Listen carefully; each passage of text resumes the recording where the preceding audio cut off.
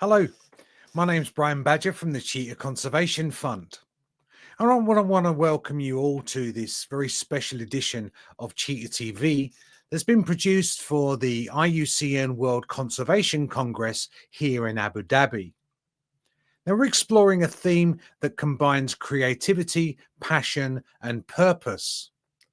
It's entitled Making a Beautiful Future for Cheetahs, Art and Conservation in Action. Now, cheetahs are not only the fastest land animal, but they're also one of the most vulnerable. Their survival depends not only on science and conservation work in the field, but also our ability to inspire people everywhere to care. And one of the most powerful ways we can do this is through art. Now, art has a way of crossing boundaries. It connects people emotionally. It communicates beauty and urgency in ways words sometimes can't. And it has the power to inspire action. In this program, I'll be speaking with three remarkable creatives who use their talents to support conservation in very different but equally important ways. First, we'll hear from Anne E. London, a celebrated wildlife artist whose work and non-profit Arts for Animals connects people, especially children, to the beauty and the importance of wildlife. And then we'll talk to Jennifer Leigh Warner, an award-winning conservation photographer whose images and advocacy shine a light on ethical storytelling and inspire global audiences. And finally, we'll meet Giorgio and Italo Fioravanti, the founders of Zawadi, a South African design house that blends artistry, sustainability, and community impact to support conservation causes. Now, together, these voices remind us that conservation is not only about protecting wildlife and the land, it's also about imagination, culture, and the creative spirit. Because when art and science come together, they help us shape a truly remarkable and beautiful future for the cheetahs. Now, you can find everything about CCF by visiting our website that you'll find at cheetah.org. And you can see lots of videos produced by Cheetah TV that covers all aspects of the holistic approach to conservation that CCF is so famous for. And you can search all of the social media platforms with the handle at CCF Cheetah. But without further ado, let's bring in our first guest, and that's Anne E. London. Now, Anne is a wildlife artist whose journey blends deep connection with animals, vivid artistry, and tireless conservation. She began painting African wildlife in the early 1980s, but her travels don't stop there. She journeys into wild places across the planet, sketching from life and immersing herself in the habitats of the endangered animals to bring authenticity and soul to her work. Her work is distinctive, not just for the anatomical accuracy, developed through hours observing, photographing, and sketching, but for the sense of presence she creates, to feel the animals' individuality, its space, and even sometimes its vulnerability. Beyond creating art, Anne co-founded Arts for Animals, a non-profit that connects children with conservation through art, encouraging the next generation to care, to look, and to act. So let's go and meet Anne. So Anne, very warm welcome, and thanks very much for finding the time to join us today. How are we doing now? My pleasure. I'm so happy to be here. Thanks for asking. No, it's pleasure's all ours. So Anne, can you give us a brief overview of your journey, your artistic journey, and how you got to where you are today? Well, it will sound bizarre, even to myself. It sounds bizarre, but when you're a youngster, you don't really. I did know that I wanted to be an artist. That was before I was walking. I was drawing, but in terms of subject matter and direction and all that, that comes later. I did also have an abiding love of everything animal. And, when I was a kid, this was before we had Animal Planet or National Geographic busy. It was a different time. So I remember when I was just a little kid in the 60s, my parents took me to see this movie called Born Free. This movie has influenced so many visual artists, by the way. I'm not the only one. And it was, in its way, it was so ahead of the curve. It was a movie about conservation. It was a movie about the rights of animals. It was a movie about conservation of land. It had so many elements to it. I remember as a little kid coming home the next day after the movie, it was in the middle of summer, and asking my mother to pack a lunch with 2 apples in it too, which got her attention.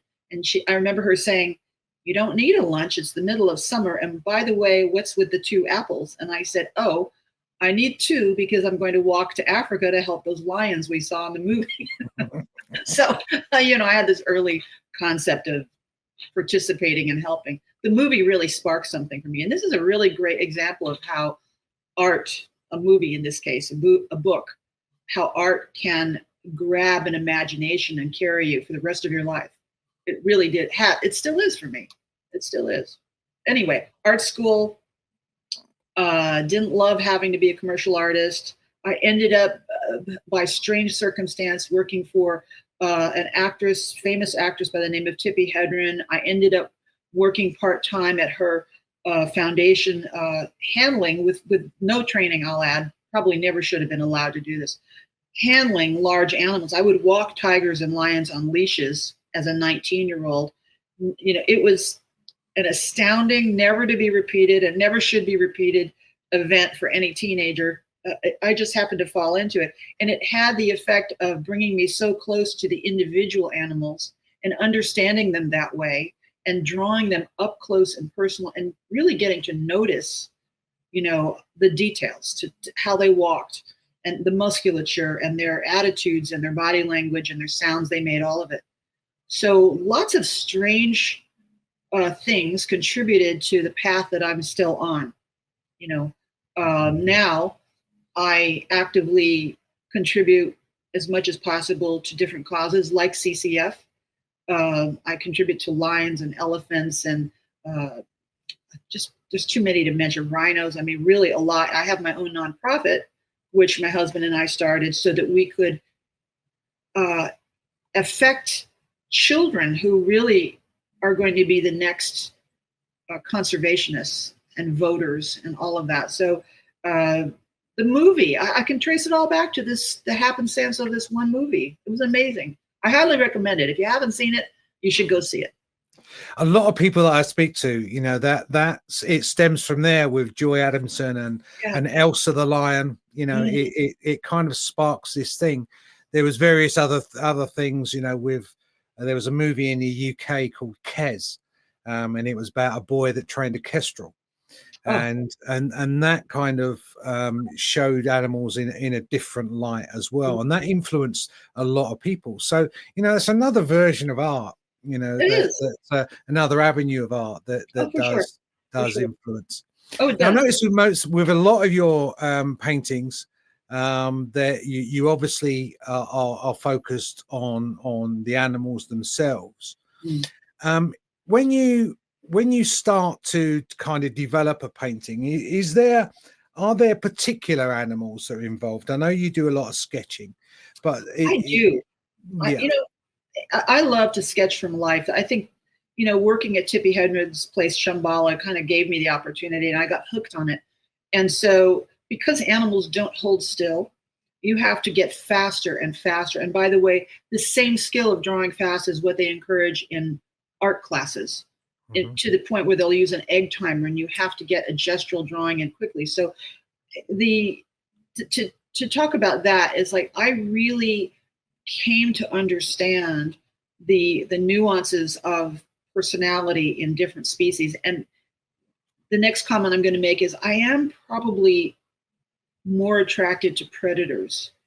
I do like the hunters. Perhaps it's the binocular vision that we share with them. We are predators, we have to face that. It's like, I think that perhaps their challenges are very dramatic and heroic, and what they pull off in the business of survival is just incredible. It's just incredible. I think that's probably the story that pervades my work is the story of an animal that makes daily choices about life or death.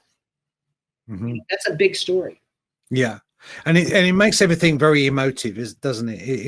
It's I mean, I've worked with many predators over the years, and you kind of, once you start to learn about them, and you see the different nuances, and you can almost see them thinking and making those decisions. And I wouldn't say it's that they've got expressions as such, although in some ways they have, sometimes they have. But it is fascinating to see an animal working stuff out. You know, things like jaguars and stuff, and cheetahs are on the other end of the scale. They're a hunter, but they also become the hunted. That's so right. That's a good point. You can imagine the amount of decisions that has to go through that cheetah's head. Oh my gosh! And how about the cheetah that has to raise several cubs? Oh yeah, at once? Yeah. It's just it's sometimes deemed as just a simple animal walking across the savannah, but the decisions, the hundreds of decisions that have to be made every day. Oh my goodness. There. And I think with some of your paintings, and I know that one of your favorite animals is the cheetah to paint, and going through your galleries on your website and stuff, you can, it's just not a cheetah, another cheetah. You can see the individuality. Oh, thank you. And it's there. Another interesting thing I think that I've either heard or I read is your relationship to cave art as well. Oh yes, well, it's a bit of an obsession actually. I have not been to Lascaux yet. This is one of my life's goals, but in studying this work, I was kind of captivated by the fact that they're not working in the light. They're not working on a flat surface, truly.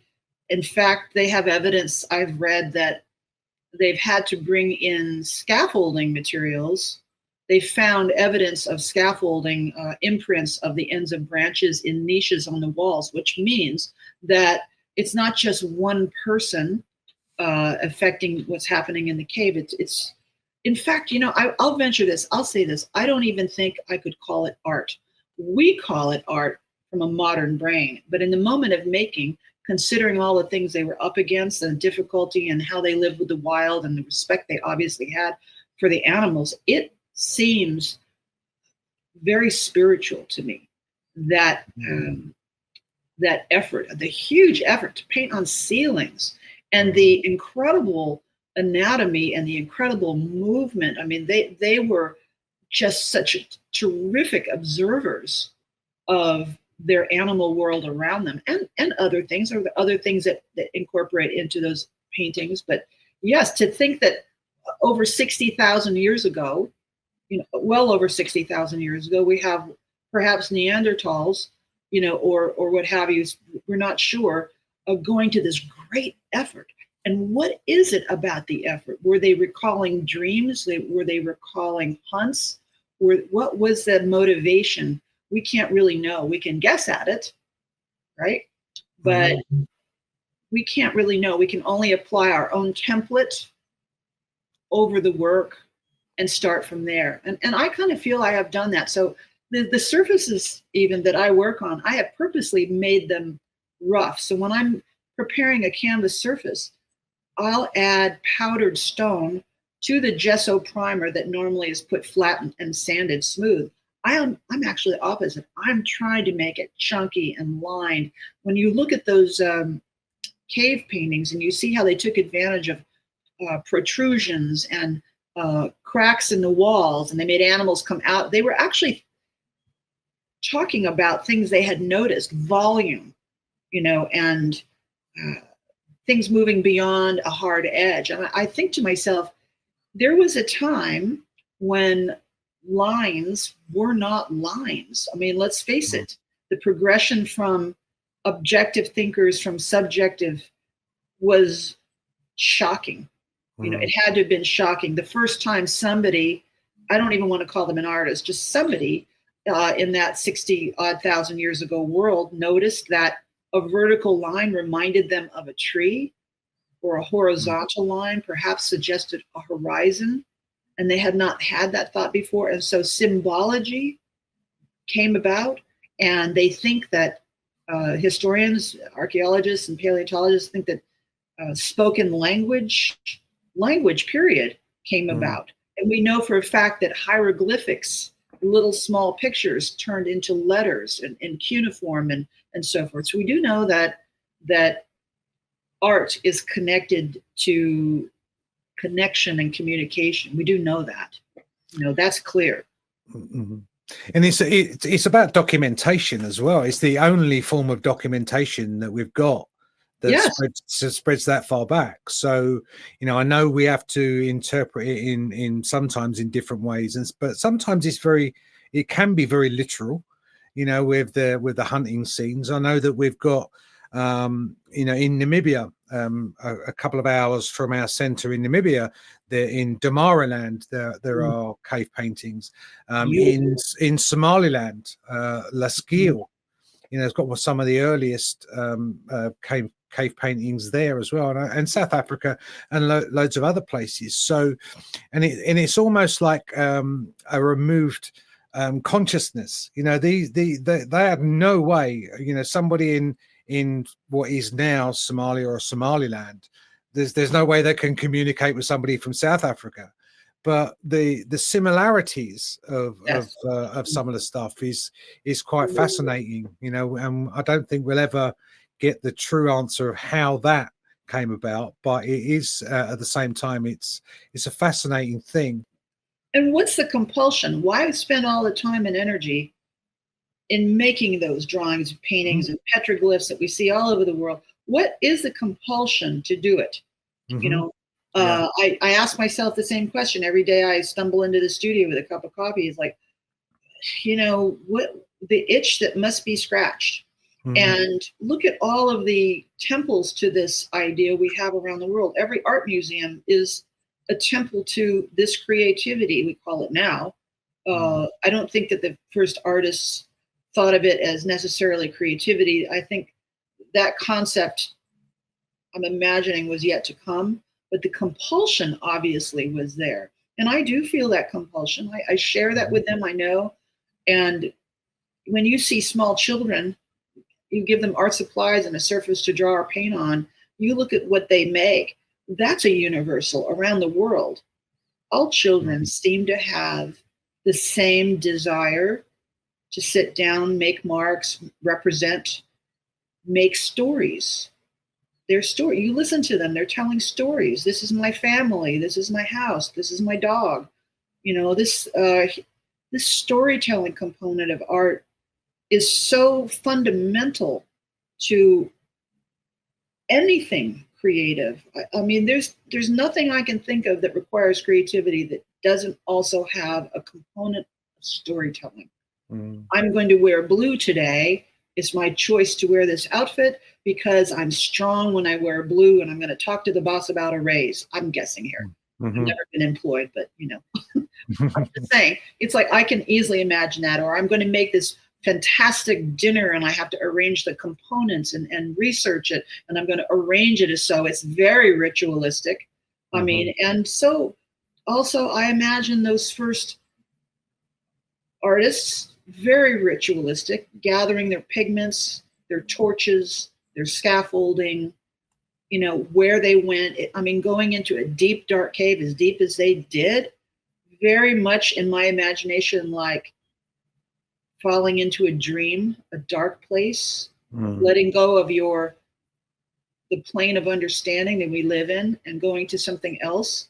Also, imagination, understanding that imagination is not necessarily reality, and harnessing the power of imagination. These are all concepts like flying to Mars for somebody back then. Yeah. You think if it would be, imagine if we grew an extra pair of arms suddenly, or the ability to fly, it would be something like that. I mean, the idea that you could create a story that would persist on a cave wall, that you could go back to time and time again, that you could tell the story around a fire. We we still do this. We still tell stories around fires.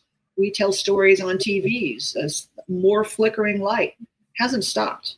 You and I are telling a story right now. Yeah. It's like, this is so, it's like breathing for us, you know, and and also this will sound a little weird. I don't know that we can assume that animals don't have their own version of this. I mean, perhaps it's inherited memory. I don't really know, but you know, I have to question my own motivations. Like, why my motivation, not only to make art, but to go look at art. I'm a huge fan of art museums and looking at children's art in Africa and just anything at all that requires imagination. It's like, this is so important to us, this storytelling part. And art is maybe the very first evidence we have of storytelling. Yeah, I think with the animals as well, you said about the them having their own consciousness and stuff. I mean, sometimes it has to be incredibly obvious for us humans to recognize it or to see it. But I mean, and there are some very obvious ones. There's species of bird. I think it's the bowers. Yes, the bowerbird. Thank you. I mean, some of their displays and the nest building, and you get the same with fish as well. You know, that have to be very creative, and the more creative they are, the better chance they've got of being a mate. And I'm pretty convinced there's a lot less subtle examples of that we don't see as humans, but you know, are evident in the animal world. I think there has to be. But once you, I mean, obviously, I'm an admirer of your work, and I love to see your paintings. But I have to admit something, that when I heard that you are that your fascination and your love of cave art, some of your paintings I actually saw in a different light. I could see that. I don't want to say influence, but you know, that nuance, that leaning towards the texture and stuff like that. So you know, it's a fascinating thing, because sometimes, you know, I'm not an art critic or whatever, and it's a bit of a cliche, but I know what I like, you know, and so looking some of your works, it's not always just the obvious that's hitting you in the face.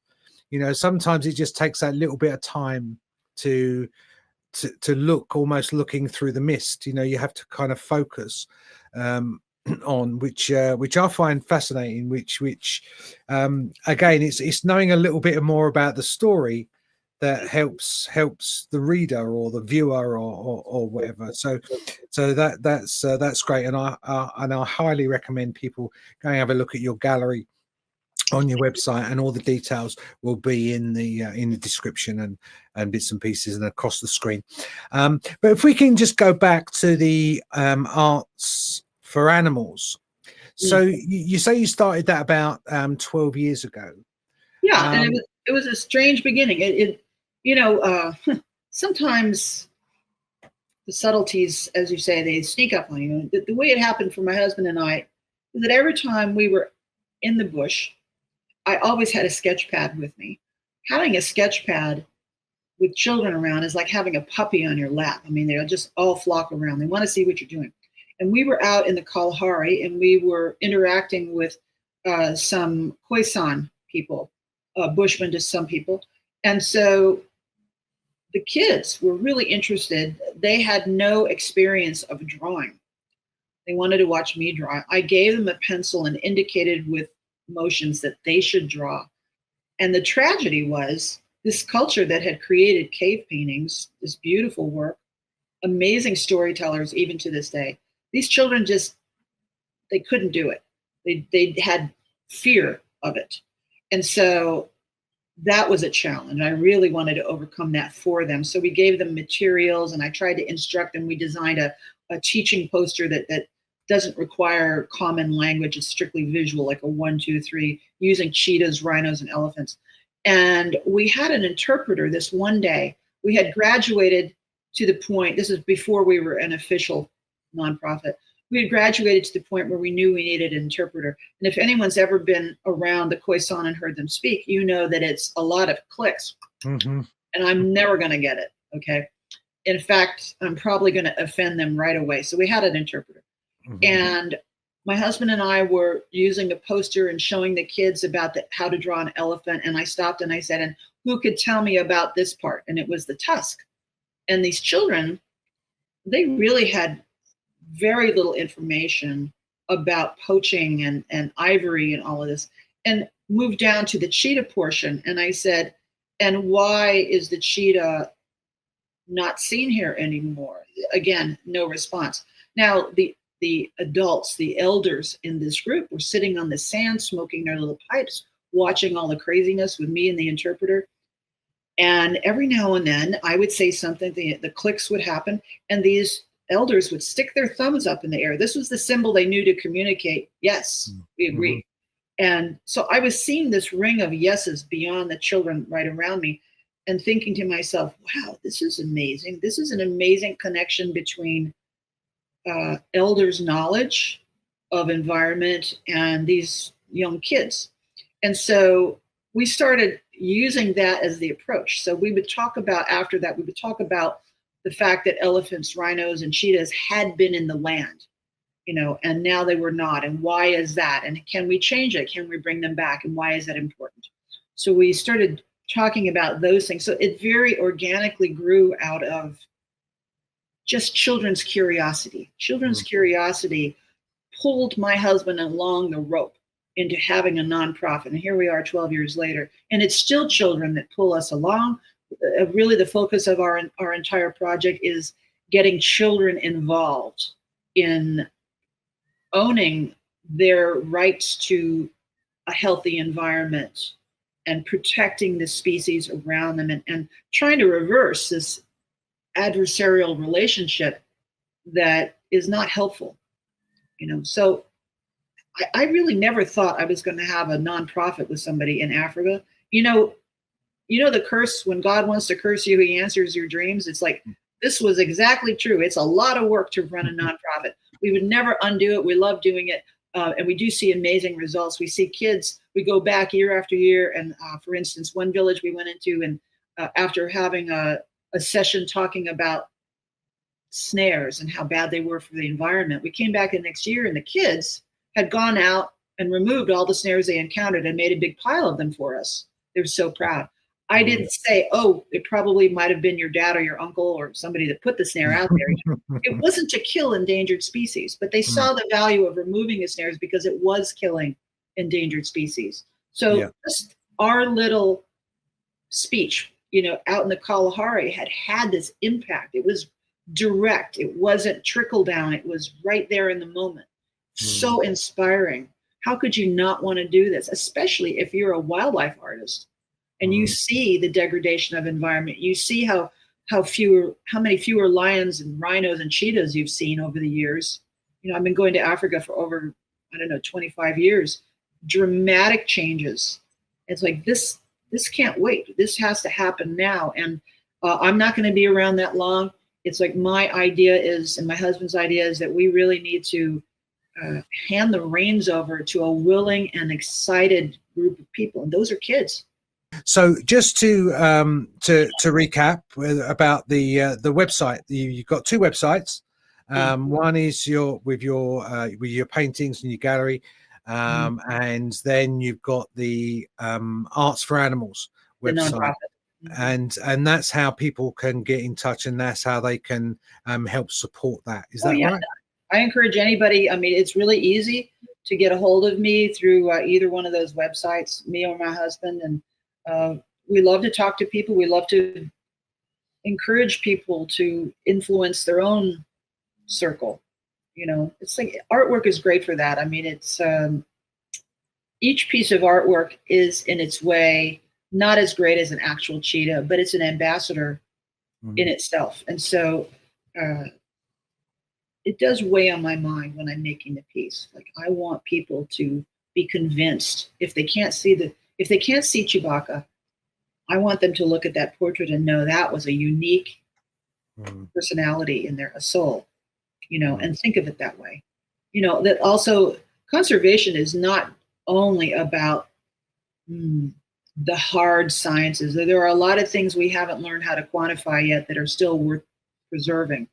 The empathy factor, for one, we really can't find a way to codify that exactly yet, but it's every bit as important, you know. Mm. Well, Anne, it's been a pleasure talking to you today, and thanks very much for joining us. I've really enjoyed our chat, and hopefully we can get together again soon and I hope talk so. more about your work, conservation, and arts for animals. So, Anne, until next time, thanks very much. Thank you so much. It was a pleasure. So it's great talking to Anne and getting an insight into the thought process behind a piece of art. And Anne's work really reminds us of how powerful art can be, stirring empathy for wildlife and inspiring action. Now, we're surrounded by different forms of artwork, especially at our centre in Namibia, with fantastic sculptures and also iconic murals that's been produced over the years by our artist in residence, Elfie Stark. So don't forget, you can learn everything about CCF and the holistic side to conservation by visiting our website, which is at cheetah.org. So now we move from the canvas and to behind the camera. And our next guest uses photography not only to capture the beauty of the natural world, but also to advocate for ethics and conservation. She's an award-winning photographer and educator, and her name is Jennifer Leigh Warner. So, very warm welcome, Jennifer, and thanks very much for joining us today. Why don't you tell us a little bit about how you got started and what influenced you to use your photography for conservation? Yeah, well, my photography journey actually starts when I was a very little girl. I loved big cats, particularly cheetahs, and I remember being about 8 years old and watching a National Geographic special from Chris Johns, and he had been in the field for many months working with an individual family of cheetahs, and I knew right away I wanted to do that for a living. I wanted to spend time with those magnificent cats. And after I graduated with a degree in communications, I immediately tried to figure out how I was going to use my work to get people to care about the things that I cared about. So I have been very blessed to be able to work with organizations like CCF and contribute photography to help with their mission. Has it surprised you that, like how powerful photography can be? You know, you say you watch the you know the classic thing. Whether I'm from the UK, so it would have been David Attenborough more than anything else. But and Nat Geo and stuff like that. Is it surprised you that photography can have that power and that influence on people? I don't know if it has surprised me as much as I've been encouraged that it has worked. I know that it influenced me, and you look anywhere you look in the world, you see photographs, you see videos, and it really influences the way we see the world. And I love that about photography, that it really has the power to make change. Yeah, what I think is quite interesting, and obviously I've lived conservation for a long time. That you don't just you say you've got the love of big cats and love of animals and nature and stuff, but it's the kind of the people as well. And it's always impressed me with your photography that you go beyond the cheetah and excuse the pun, but you look at the bigger picture.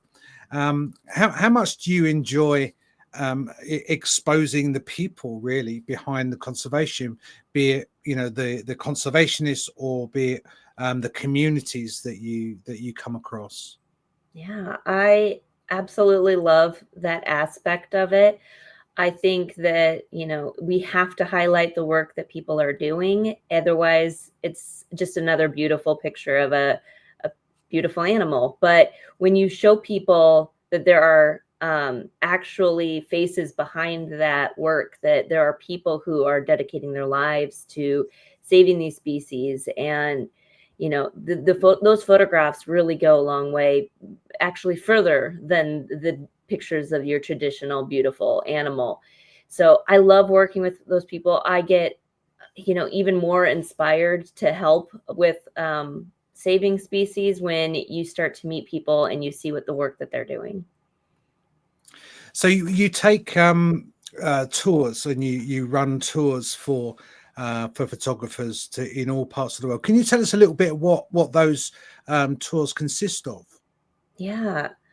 Tours are a really big part of what I do, and I do everything from a one-day workshop to multi-week international tours, and it usually consists of small groups. I think that's really important to what I'm doing, is to have a group that's no bigger than about 10 people max. Usually it's more like 3 to 6. And I take them out. I always add some bit of conservation message to what I'm doing, whether that's bringing them to an organization or simply talking about some of the issues that are happening in an area, encourage them to donate to the various organizations that we visit. And I think that's one of the most impactful things you can do, is to physically take people to where these issues are happening, where these animals live. And when they see them firsthand, especially when it's like their first encounter ever,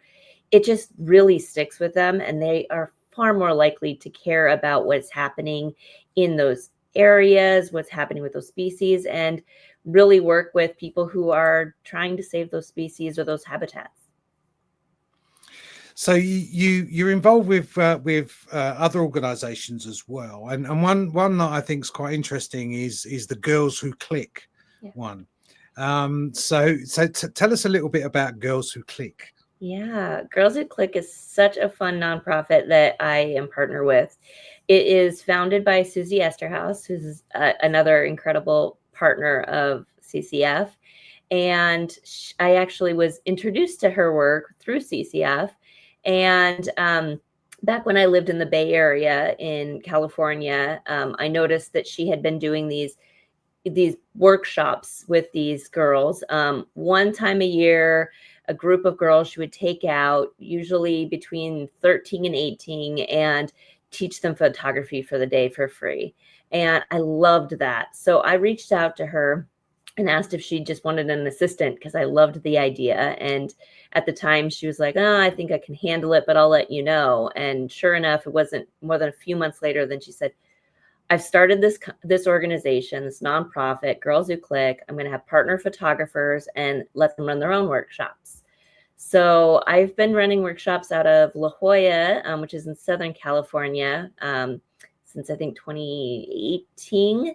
And we've grown the program to have mentorships as well. So every year I get a girl, and I have had 2 from India and a couple from the US. And these girls can range between, late teens to mid 20s. And we meet once a month. We work on goal setting, and it's just so thrilling to watch these girls succeed. I've had a few win some international competitions. I've had some get some really great opportunities, and including, I think the funniest one is my first girl I mentored ended up on a Hershey's bar for Women's Day or Women's Month in India. So it's so thrilling to watch these girls succeed and grow into incredible photographers. So it's another avenue, really, isn't it? It's the kind of the diversity of outreach, really. Yeah. With the influence and you say mentoring, and bits and pieces like that. Do you, in today's day and age, when we talk about ecotourism and the ethical side of tourism, is the ethical side of photography an important part of the courses and the different seminars that you run? Yeah, absolutely.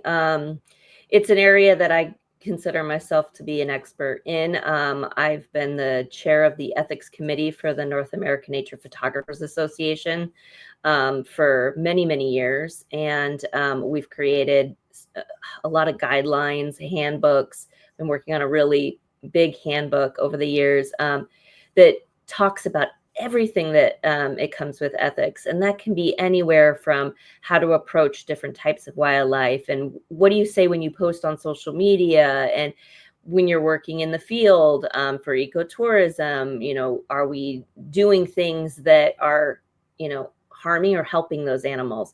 And to me, that is the utmost most important thing when it comes to wildlife photography, whether you are leading a tour, whether you're working for a nonprofit or publications or fine art, it doesn't really even matter, but you have to put the species and the communities, all of those things have to come first before your photographs. Because, if we're doing, we're taking pictures or we're taking people out to see animals and it's harming those species, it's the exact opposite of why we're doing what we're doing. Yeah, I've seen some horror scenes, with safari groups that are, you can tell from a distance that there's no ethics involved at all. It's just all about the picture, and you get these safari vehicles, they're just swamping animals that are, they've got nowhere to go, basically, and it's the real kind of encroachment on them, and it's all for the sake of sometimes just a cell phone picture. And that's not good at all. What's next for you, as far as what's your next expedition, as it were?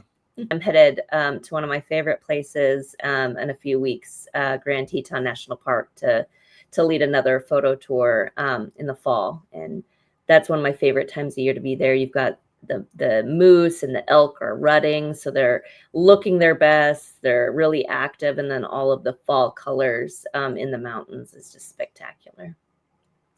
Sounds very, very tempting. But if people are interested in your tours and your courses and stuff, where can they find out more information about them? Yeah, I have a website. It's experiencewildlife.com. And, I lead organized tours. Like I said, with this private tour, I lead private tours as well. So always open to, if somebody wants some individual attention or a group, as well as, if there's a nonprofit that wants to partner and try to capture some images of the work they're doing. All of that is available on my website, experiencewildlife.com. Well, I encourage everybody to go and have a look, even if it's just to look at your fantastic images, and they're available for purchase as well. So experiencewildlife.com. I've just pulled it up on my screen, and it's great. So Jennifer, thank you very much for joining us today, and and giving us your insights and the different aspects of the world of art, and its value and its power in conservation and conservation outreach. So Jennifer, thanks very, very much, and hopefully we'll see you again very, very soon. Thank you. Thank you so much. Jennifer's photography shows us how images can shape awareness and inspire change. Now, lots of Jennifer's images are used on different social media posts of CCF, and also our website and our promotional materials, as well as using them to inspire people to get that empathy that we've been talking about so much, and using those images as a powerful tool for conservation. Now, you can see lots of Jennifer's images not only on her website, but also throughout the Cheetah Conservation's website, which is at cheetah.org. So another way creativity can support conservation. Our final guests are Giorgio and Italo Fioravanti, founders of Zawadi, a South African company blending artistry, sustainability, and community impact. So let's go down to South Africa and catch up with Giorgio and Italo. So a very warm welcome to Giorgio and Italo. How are we doing today? Fine, yeah. It's a bit chilly here in South Africa. Yeah, that's always the day. Yeah, but your chili is a lot different to everybody else's chili, I'm sure. So, so to start us off, why don't you tell us a little bit about yourself and your organization? Right. Well, briefly, I was actually born in Somalia, in Mogadishu, and that's why I have a bit of an affinity with the Cheetah Conservation Fund, because they recently opened a branch in Somalia. So there's some commonality there. I was in Kenya for 20 years. Giorgio here was born in Kenya. And because we've got this background, a Kenyan background, wildlife to us is very important. We've always had an affinity with wildlife, and whenever we got the chance of going to the game reserves and going on safari or game viewing, we would sort of grab it, and we grew up with nature and wildlife all around us. So then eventually we came to South Africa, and we started our business, and we were approached by Cow Parade in 2004, and we became involved with this project, and we decided to support the same charity that they had earmarked, and that was CHOC, which was the Children's Oncology Hospital in Johannesburg for children with cancer. Soon after that, we also started supporting Operation Hunger, which is a very important organization that helps the needy in creating food for them. And then we just got stuck into supporting charities, and we thought, well, let's spread it to wildlife as well, which we loved. And so that's when we came on board with the Born Free Foundation, which was with Kenya's background, and ELSA and Born Free. So that was a sort of a very important charity that we thought we should support. And soon after that, we came across the Cheetah Conservation Fund. I forget why we came across it, but we thought it was a very good organization to support. And so we decided to look and see what we could do. And we started allocating a percentage of our sales to these foundations. And it just started growing and growing. And today we're supporting, six NPOs? Yes, about six. Six wildlife NPOs and one community organization. And in the past, we donated bronze sculptures, for example, to both the Born Free Foundation and the Cheetah Conservation Fund to be sold on their online auctions. And we did this a few times, but we had to find a way to sustain it. It wasn't a sustainable sort of system. So we thought, well, if we allocate a certain percentage to these organizations through our sales, and hopefully they can drive, customers or buyers through their contacts, it would become more sustainable. So we've now decided to launch a new project based on a unique coupon code, and with some brochures that we would hand out to these organizations with their unique code. And whenever somebody goes onto our Zawadi website, they're using that code, they would get automatically a 20% discount. The transport, we have a very good deal with FedEx, which over the years we have established, we've negotiated a very, very nice deal. And this would obviously be passed on to any buyers that come onto our website. And a portion of the sales, a meaningful portion of the sales, will be going to then the various groups that channel their contact or buyers through them with the use of that unique coupon code. So we're hoping that this is going to be sustainable, and it all boils down to good marketing. And that's where we are at the moment. We've just recently launched it, and this would be a very good opportunity to market it and to advertise it. So this is where we are at the moment. We've been in this business here in South Africa now for almost 28 years. It'll be 29 years in October. So, and we have said we've been involved with supporting charities since 2004. So we want to do it now in a much bigger way. So far over the years, we have donated, how much have we donated? Or not donated, but been instrumental in raising funds. Well, in rands, it's about 700,000 rand. 700,000. That's a big chunk of change. You know, that's not to be sniffed at.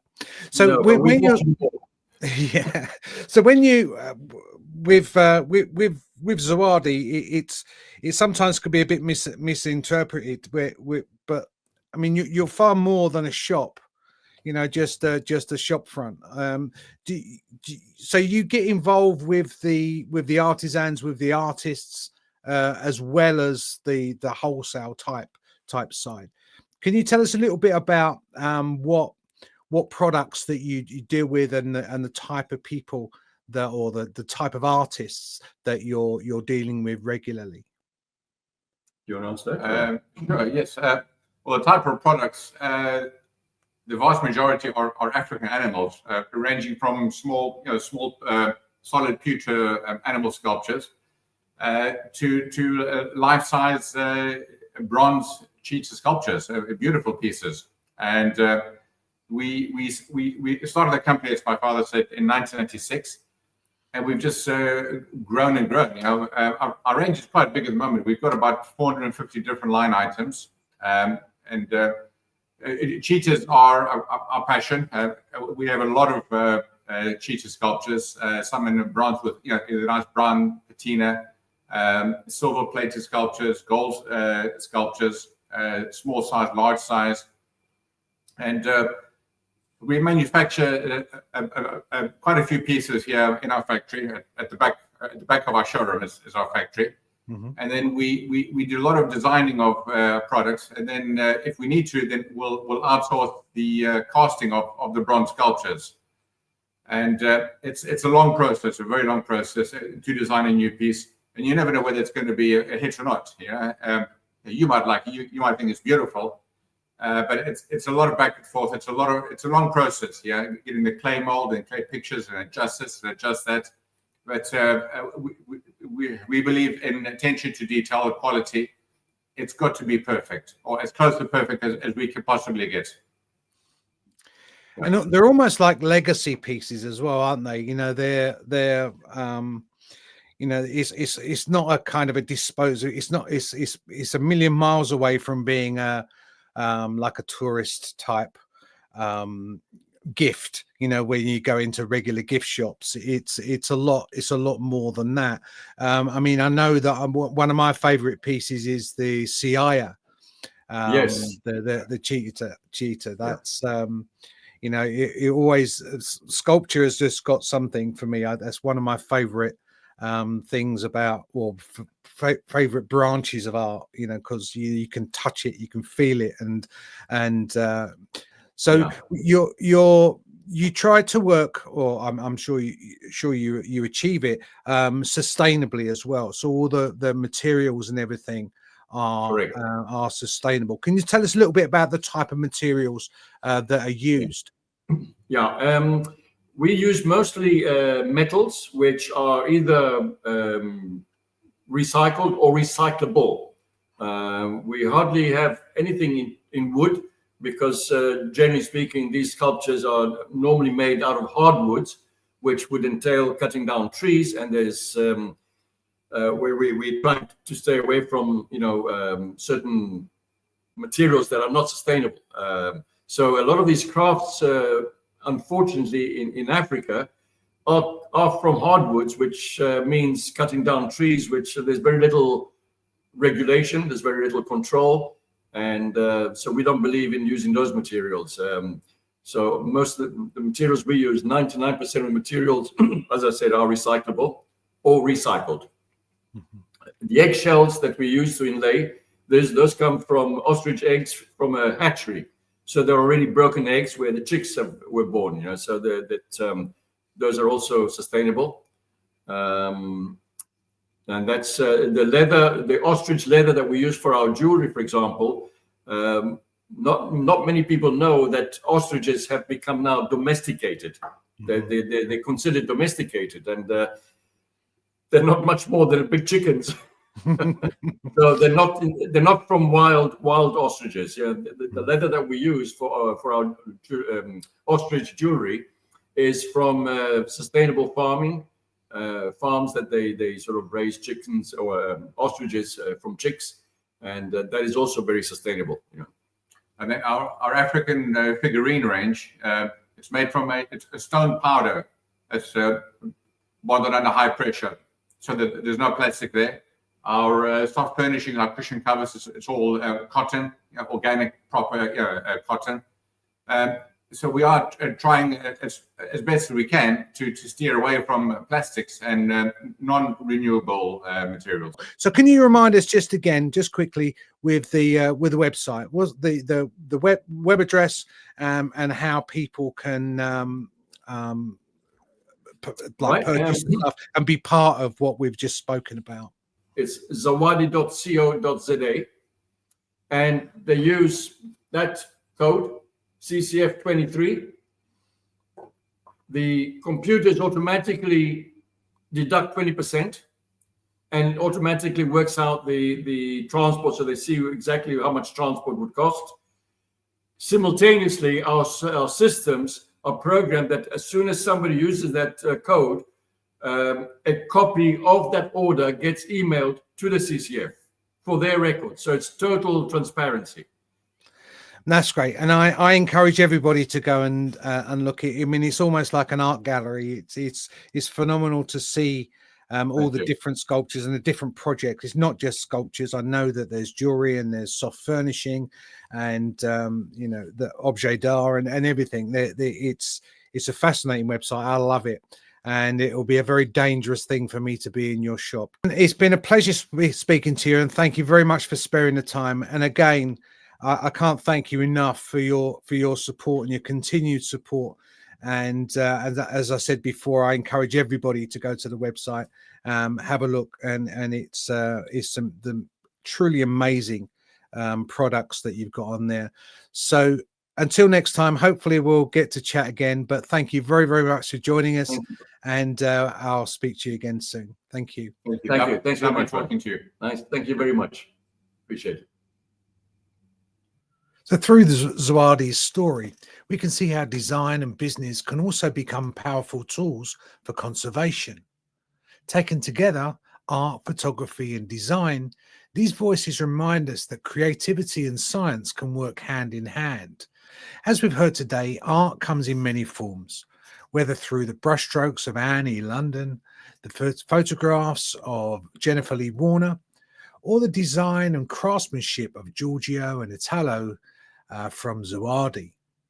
What unites them is the ability to inspire us to see cheetahs and all wildlife with fresh eyes and a deeper sense of care. At the Cheetah Conservation Fund, we know that conservation is built not only on science, research and fieldwork, but also on imagination, creativity and culture. When we connect these together, we create something powerful, a pathway towards a truly beautiful future for the cheetah. I encourage you to learn more about the work of our guests, Anne E. London and her non-profit Arts for Animals, the inspiring conservation photography of Jennifer Leigh Warner, and the creative and community-based efforts of Giorgio and Italo at Zawadi. And of course, you can always visit cheetah.org and learn more about the work of the Cheetah Conservation Fund. Also, all of the videos and the extended interviews will be available on the CCF YouTube channel under the Cheetah TV playlist. So just search for @CCF Cheetah on any of the social media platforms. So on behalf of CCF, I'd like to thank all of our guests and all of you for watching and sharing in our journey today. The story of the cheetah is still being written, and together we can ensure it's a story of survival, of beauty and of hope.